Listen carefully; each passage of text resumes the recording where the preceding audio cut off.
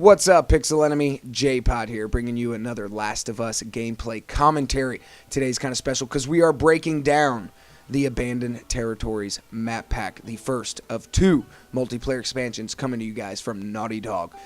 This map, I'm really enjoying. Bookstore. It's not my favorite map, unfortunately, but it is a really, really good map.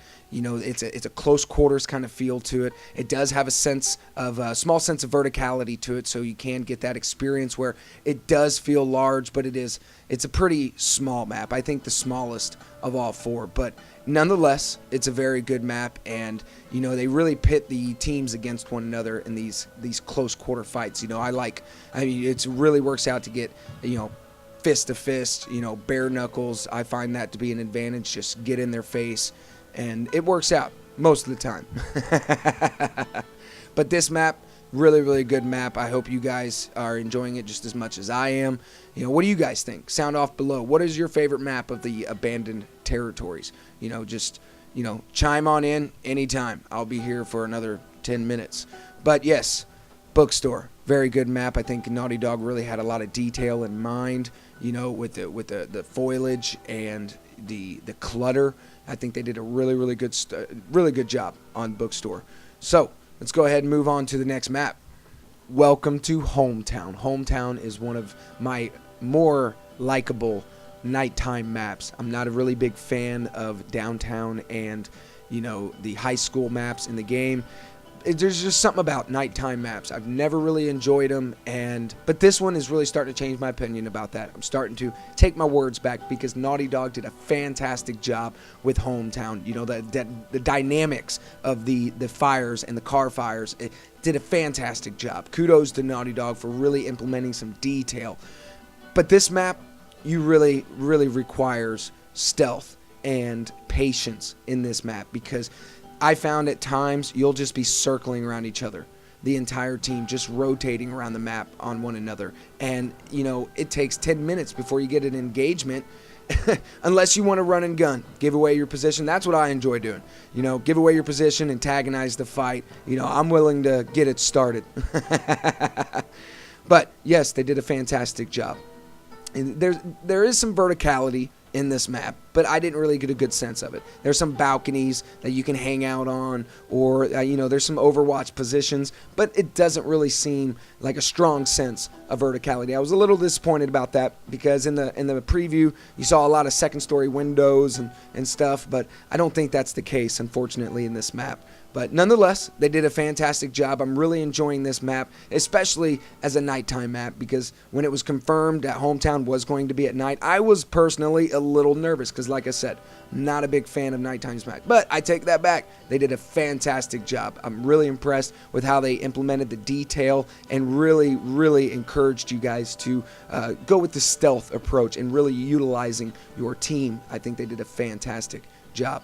But yes, let's go ahead and wrap up this gameplay and get to the next map. Welcome to the suburbs, land of the overly priced homes and endless cul-de-sacs. Suburbs is a really good map. There's a lot of verticality in this map. You got a lot of windows to keep your eyes out for, and backyards and fences, and fantastic. This is one of my more favorite maps of the four, and I think they did a really good job because this is a Billstown. When you're pushing the truck in the storyline, this is the neighborhood essentially that you're going through. And I think they did with everything, especially how the Mother Nature is reclaiming its territory, and you can see it growing up and over the cars, and they really implemented a lot of detail in this map. I mean, I found myself just kind of snooping through the house looking for Easter eggs. Haven't really found any. If you guys have, let me know. Sound off below. I'd really like to discover those as well. But yes, I mean, that's exactly what it is. It reminds me of the Weeds, little houses on the hillside. But yes, Suburbs, very good map, a lot of verticality, and hey, you can run and gun. That's the best part. And saving the best for last, the bus depot, such an iconic set piece in the story narrative. I really enjoyed this section of the game, and I'm really enjoying this map. I think this is one of the best maps out of the map pack. They did such a great job. They stuck so much detail into this map. Just stuff that you normal guys like you and I, we would just completely take advantage of, not even care about. But if you just take the time and you read some of the graffiti and you just look at some of the detail with just the clutter inside the warehouses, or hear the bus depot itself as we go in the front door, fantastic. You guys remember this scene of the game. You know, this was when Ellie was just straight up, she was done. She was done. And, you know, that's why they implemented this map into the game. And I think that was a very, very smart choice, because everybody remembers the bus depot. And, you know, going to the verticality and the stealthness that you really want to implement in this game, you don't really have to be too stealthy, in my opinion, because, and this is coming from a run and gunner, you know, I don't think that's really the approach you want to go. I know you want to play smart, but I don't think that approach is necessary. Verticality, however, there is a lot of it, right?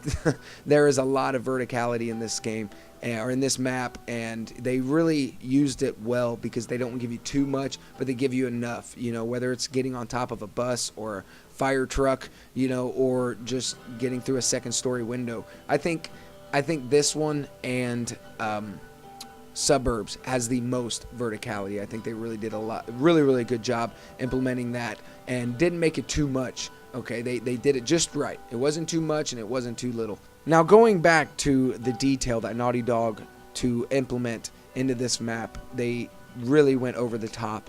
I really think that Naughty Dog really just pulled out all the stops and really took their time on Bus Depot. If you guys would also take your time and look around, you know, find a high vantage point and take a browse. This is one of the more beautiful maps that I've ever seen in the entire game, you know, and going back to the tremendous weight that the Bus Depot had on the story narrative and implementing that into the multiplayer experience, it really ties the two together, and I think that was just brilliant on Naughty Dog's part to include that. And I'm really surprised, to be honest with you, that they did include the Bus Depot, because when they announced the Bus Depot, I wasn't convinced that it was going to be an all-around good map to play, but they expanded it into the city.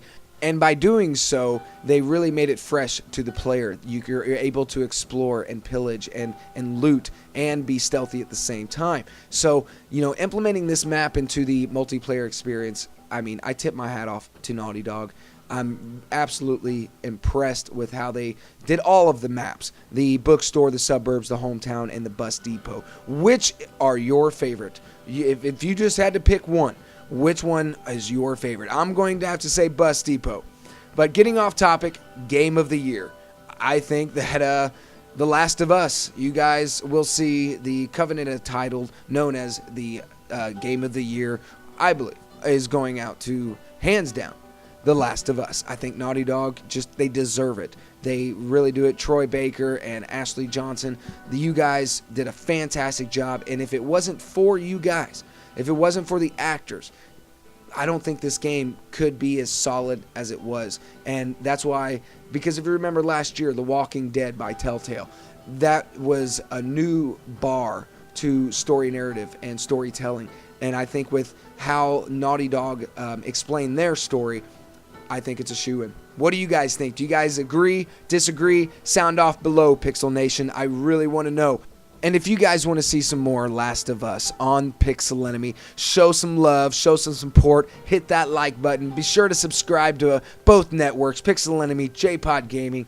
And, you know, if you guys want to see some more Last of Us gameplay right now, head on over to my channel. I got a bunch of it for you, just waiting for you. So be sure to go check that out. Drop me a like, show some support, and be sure to leave a comment down below. I find that to be very important. Leave some feedback, you know, because I'm still growing personally, and I love doing requests. I got a request line out open all day, every day. Drop a comment down below. You guys want to see a montage? You want to see some more DLC breakdowns? You want to see, you know, pick a map? I'll play it. You know, you guys pick a map, and I'll bring some good gameplay for you guys to enjoy. Okay, it's time to wrap it up. I gotta go. You guys got things to do. I got things to do. So we're gonna finish off this clip of the iconic Bus Depot with this iconic Molotov.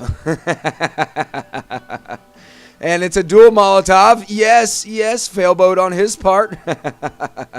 All right, guys, I'm taking off. I'm getting out of here. Thank you so much for having me, Pixel Enemy. Until next time, take it easy and peace the fuck out.